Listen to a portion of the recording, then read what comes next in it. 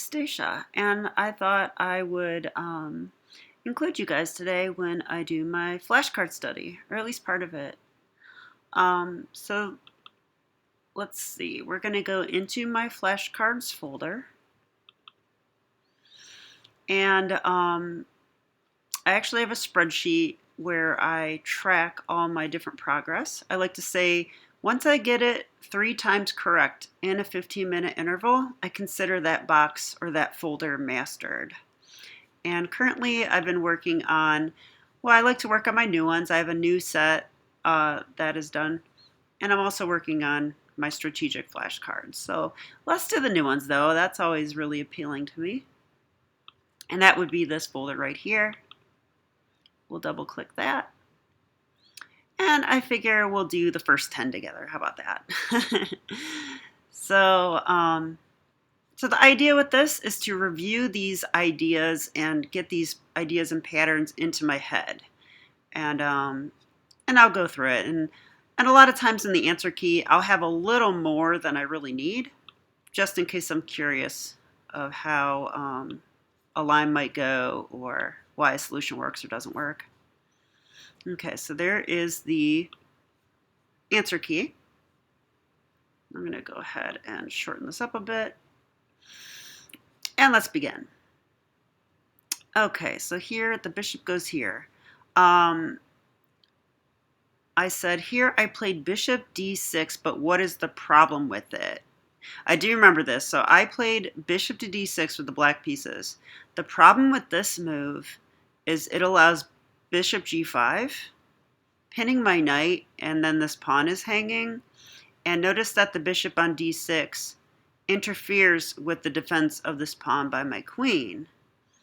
So that's the problem with that move.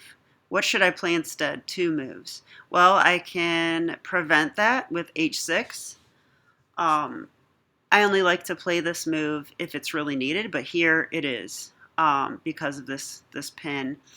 The other move is bishop e7, and I actually recall on this one that after bishop d6, bishop g5, the best move is bishop to e7. So that would mean this is just a total waste of a tempo, basically. So there you go. It's a good idea to remember. That was a strategic card. Of course, I close out of it. Okay, back in. Okay, this next one is an opening. Let's have a look. Okay, so black played here. What should we play here? Well, this is a Slob Exchange. I know that. And grandmasters do not play this move because of queen b3, attacking the b pawn and putting pressure on the d pawn as well. And that causes problems.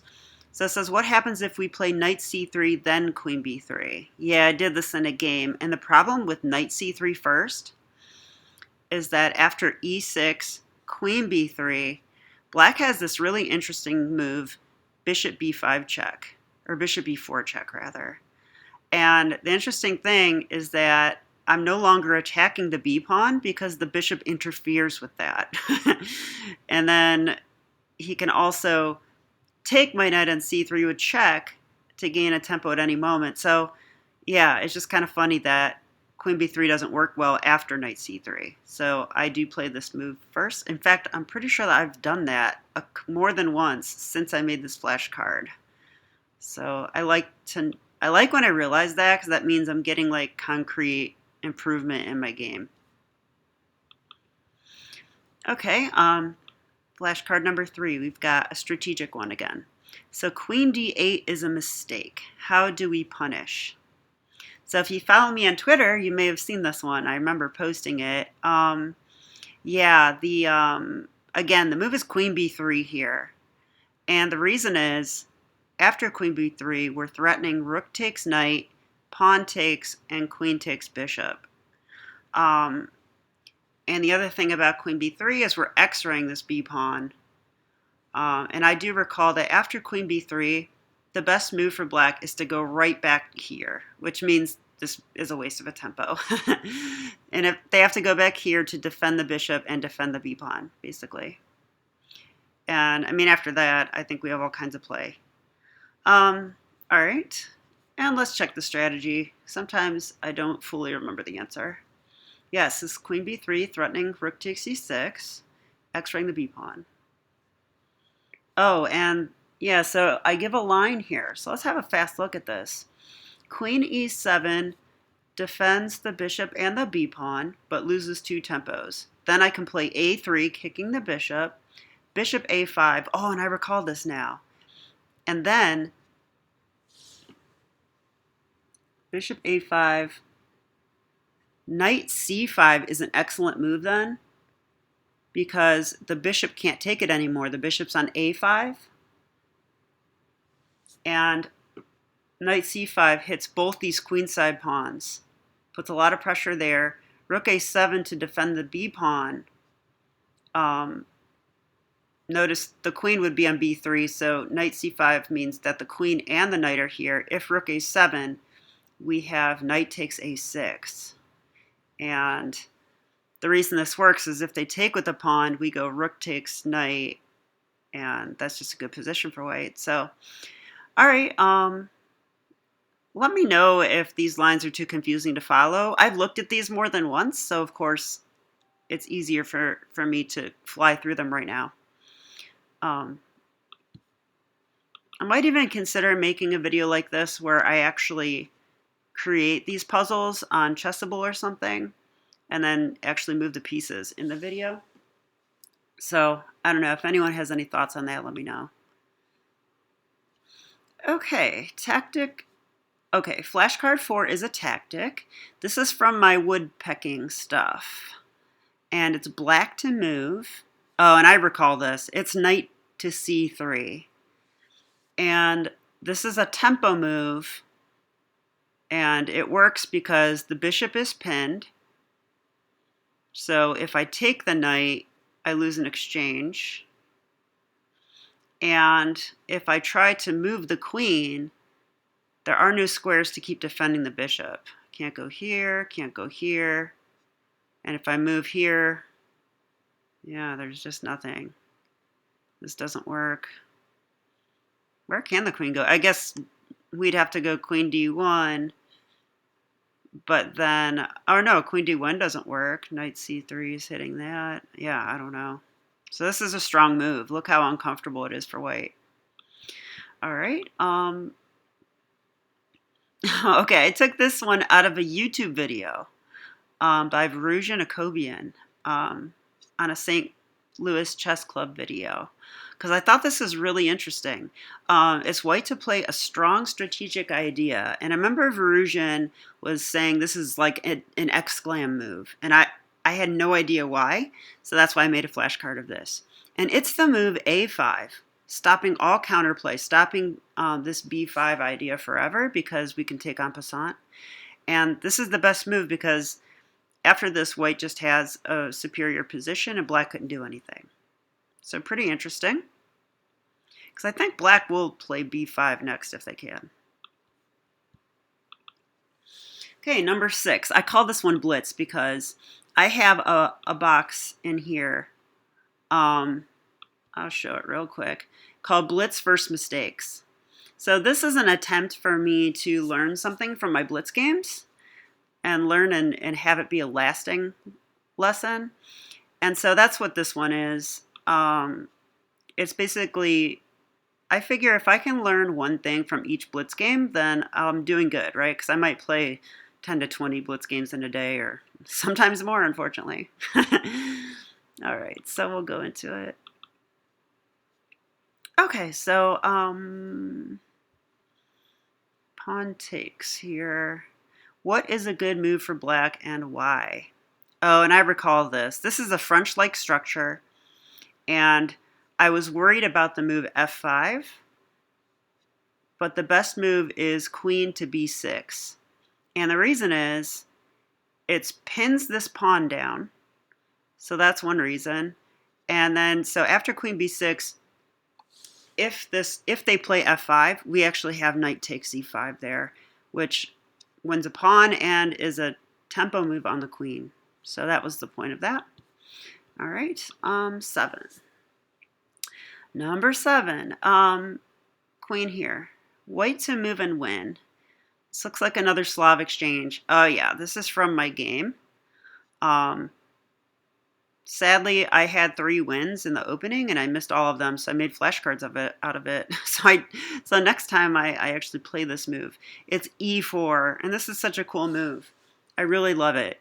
E4, the whole idea is to open up this diagonal for the bishop, and E4 does it with tempo because we're hitting the bishop. If he takes, we take this knight, he takes back, and we play bishop b5, which pins the queen. Some people call this a skewer.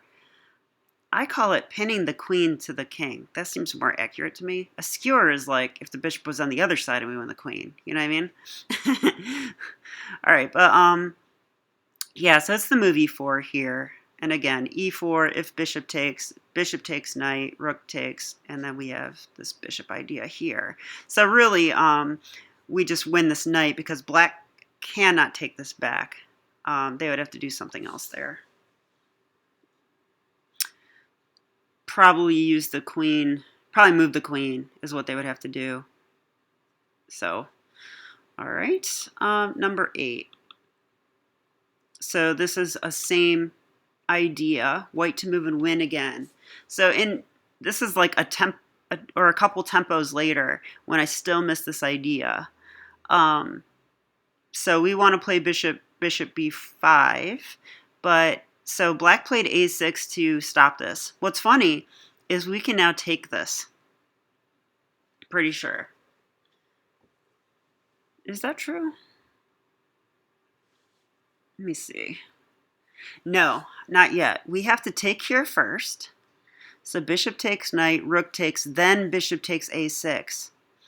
And what's funny about this is they can't take back because I would win the rook with check. And after I take this pawn, I'm still threatening bishop b5 because there's no a6 pawn stopping that idea anymore. So really cool ideas. I'm really enjoying this right now. Like, I'm getting excited because I forgot about some of these. I haven't looked at my flashcards in a few days, and like, this is a really nice refresher. And I feel like this is the kind of stuff that really will improve my game. I guarantee you, I'll see these traps again. I guarantee it. I just started playing bishop f4 earlier in the Slob Exchange, and this trap comes out of that variation. So I certainly will see this some more.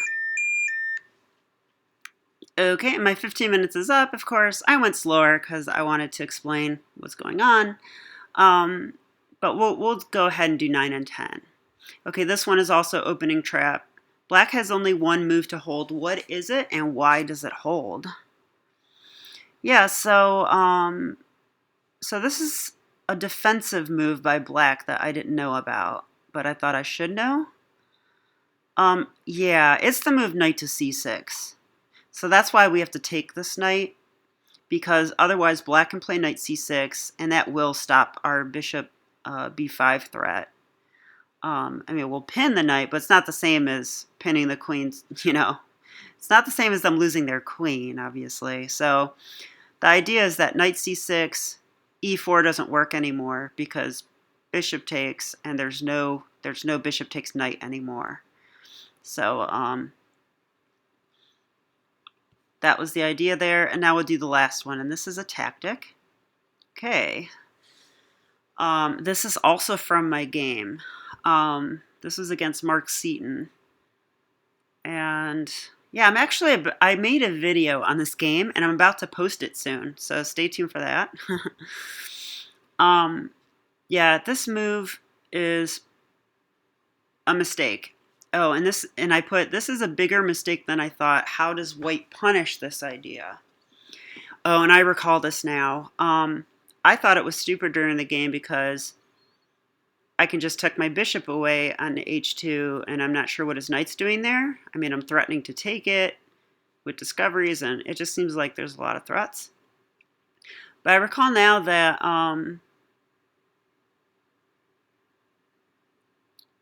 actually, I don't totally recall this one. I think I can play here. Do I play bishop e5? If knight takes, and it's a tempo on the queen. I don't think that's right, though. I remember that for some reason, like, knight a4 is a good move.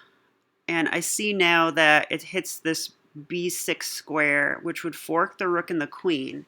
And for some reason, this move makes knight a4 even better. That's what I remember about it. So should I play this right now? If I play it right now, he takes this bishop. Do I really want to allow that? I don't think so. I don't think so. What about knight e5? Knight e5 is a tempo move on the queen. So he can take that. And if he takes it, I take with the bishop. Oh, I see it. Knight e5 is strong. I think it's strong because it unleashes a discovered attack on this knight and at the same time hits the queen. So if we go here, I think this is forced to take. And then we take here. Okay, now I'm wondering, can we take with a pawn? Can we take with a pawn? Because if we take with a pawn, he can take this bishop still, can't he? Okay, so we got to take with the bishop. We don't want him to take here, I don't think. And now this knight's hanging. So he'd have to play like g6 or knight f6. And then we have knight a4 threatening the fork. So, all right, I need to look up the solution this time. I have no idea. All right, I don't remember this one. Knight e5. Computer says it's plus 2.2. It's a tempo move and discovery. Okay, so that I figured out. Knight takes e5 is forced. Bishop takes e5. Bishop is no longer attacked, right? Okay. Knight f6 retreating move, yep. And then knight a4. And intending a knight b6 fork. Oh, and here's what I missed. When I play knight a4, it opens up this rook, and the c7 square gets really weak. And so we have all kinds of play. Wow. Excellent position for white, it says. Might continue. Queen e8, knight b6. So queen e8, that would be here. So after knight b6, queen e8. Oh, knight b6 is first. Okay, so hold on. Knight a4, queen e8,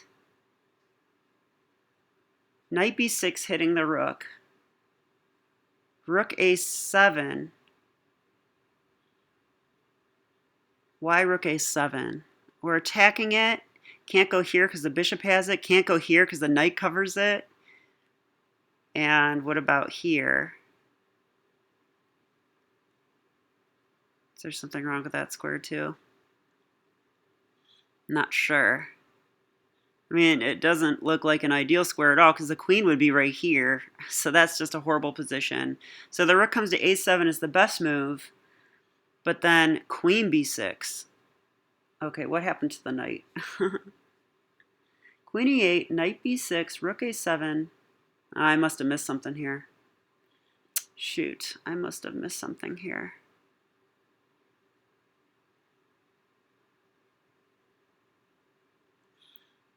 I do recall something like knight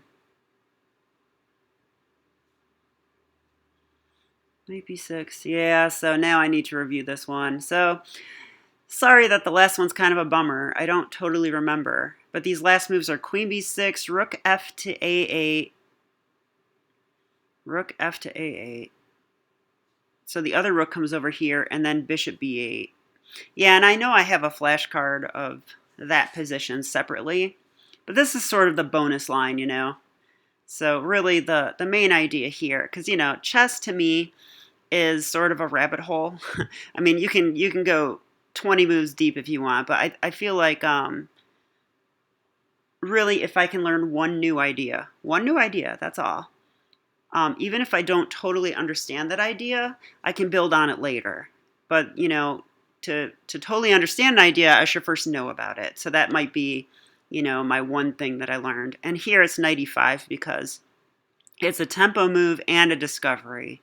And that's what's most important to see here is that this becomes forced and now the bishop takes.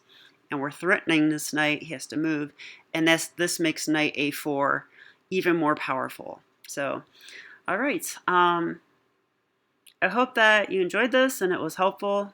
And if not, that's okay. It's sort of an experiment. All right. Well, thanks for watching and have a great day.